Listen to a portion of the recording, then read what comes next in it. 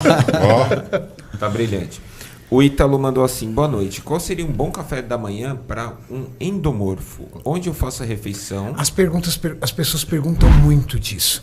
E eu vou melhorar essa pergunta dele. Doutor Donato, Boa. Existe um café da manhã para cada biotipo? Cara, vamos falar de forma populacional. Populacional. Né? Porque o subtipo corporal é populacional, né? É uma classificação sem avaliar individualmente a pessoa, né? Então, o endomorfo, classicamente, ele tem mais gordura, ganha até massa magra, mas ele é mais cheio, né? Então, aí é o caso não do café da manhã específico, mas o contexto como um todo. Diário. Exato. Eu era endomorfo quando eu era moleque de 10 anos de idade e hoje em dia eu consegui passar de endomorfo para mesoendomorfo. Então você consegue cambiar de um processo... Por um controle de anos de dietética. Exato. Quem então, vai olhar vai falar pro Júlio que ele é um ectomorfo, você por entendeu? exemplo? Exato. Então, café da manhã para endomorfo, poxa, é uma restrição calórica. Se você quiser comer ovos mexidos com raiz cozida e uma fruta com fibra, você vai ter uma saciedade boa. Só que quanto de caloria eu preciso te dar? Esse que é o cálculo individualizado, né?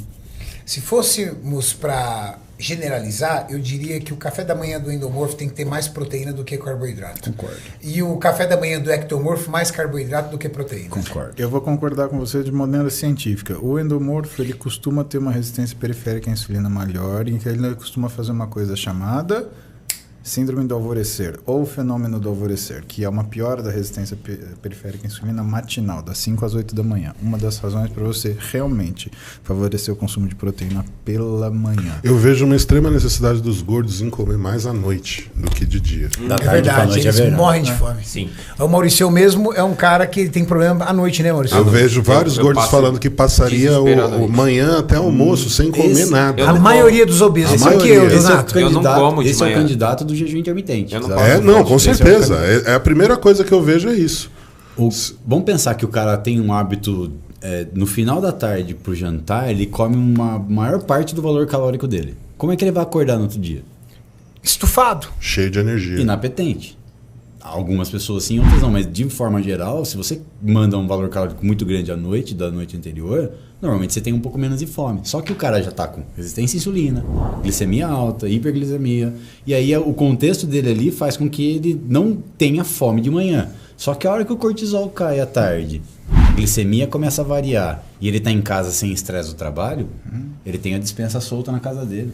E sabe o que é foda, Felipe? Do ponto de vista de história, uma das coisas que... História clínica do paciente, quando o paciente fala pra mim, eu não tenho fome de manhã, pra mim já é um red flag. Já fala, já é ruim. Eu entendo. Eu entendo porque já conta muita história do cara à noite. Né? Exatamente. Tipo a ceia, aquela... o É cara- um abuser. Ele acorda... Já é, exatamente. Ele acorda e come e não lembra que comeu. Transtorno do comer noturno.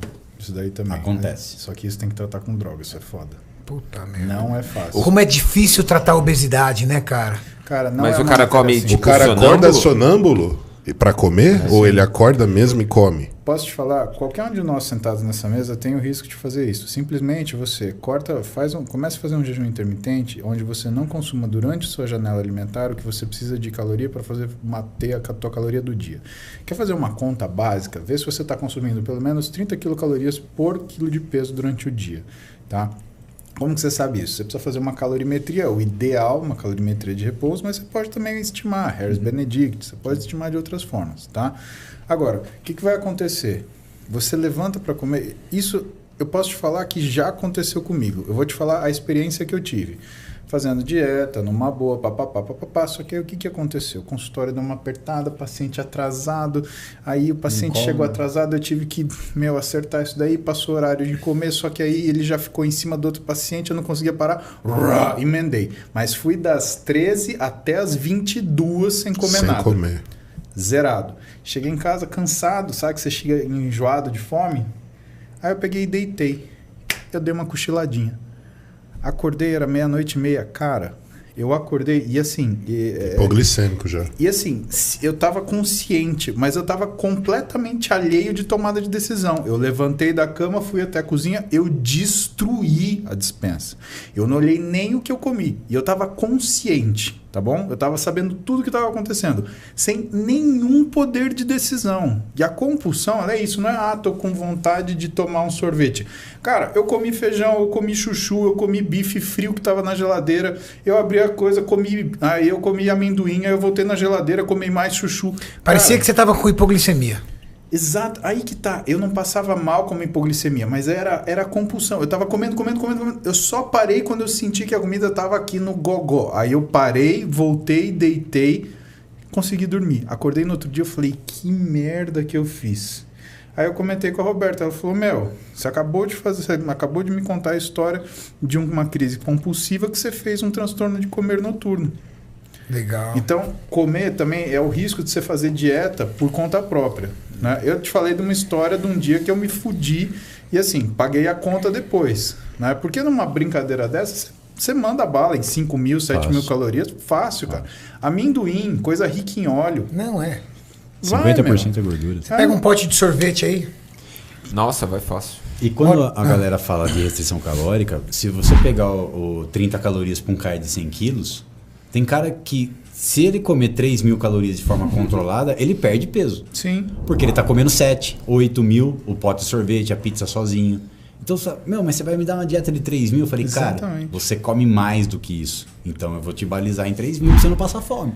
É o começo da história. Já vi muito gordinho falar isso. Nossa, mas é muita comida.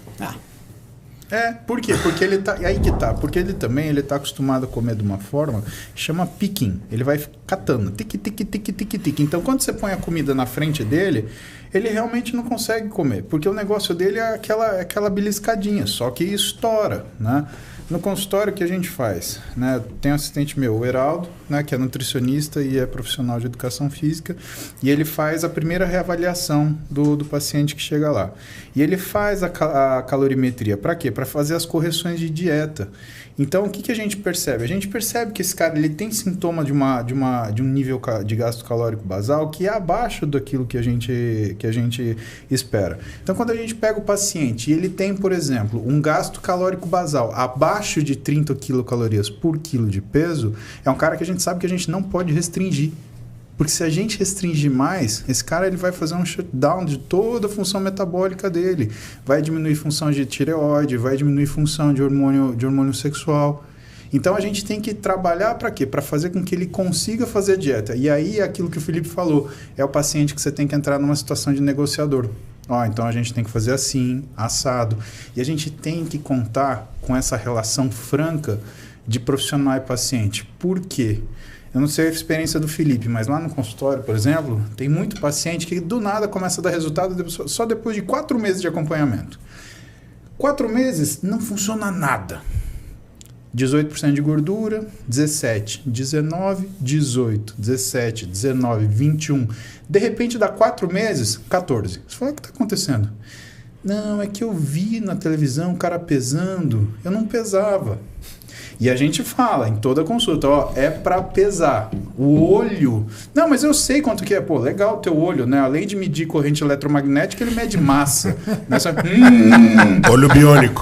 Porra, velho, eu queria um olho desse. Aqui tem 300 gramas de água, blá, blá, blá, blá. Você tá pesando com o olho de outro lugar. Tá pesando com o olho maior que a barriga, né? Esse é o olho que o nego tá pesando. Porra, velho. Esse é um erro clássico de estimar errado a comida. E é importante isso. Por que a gente tenta ensinar primeiramente o peso do alimento? Pela terapia cognitiva do prato. Sim. Quando você coloca lá, o cara fala, nossa, mas você está me colocando macarrão, 100 gramas de macarrão, é muito. Eu dou risada, porque não é muito. Ele não tem noção do peso. Aí ele manda mensagem, viu, esse macarrão aqui é pouco. Eu falei, não, é a quantidade de 30 gramas de carboidratos que você precisa. Você comia 300. Então, esse choque inicial é importante para a pessoa ter essa autonomia de imitar o prato no restaurante quando ela não tiver com a balança. Mas antes ela tem que saber disso. Essa que é a jogada.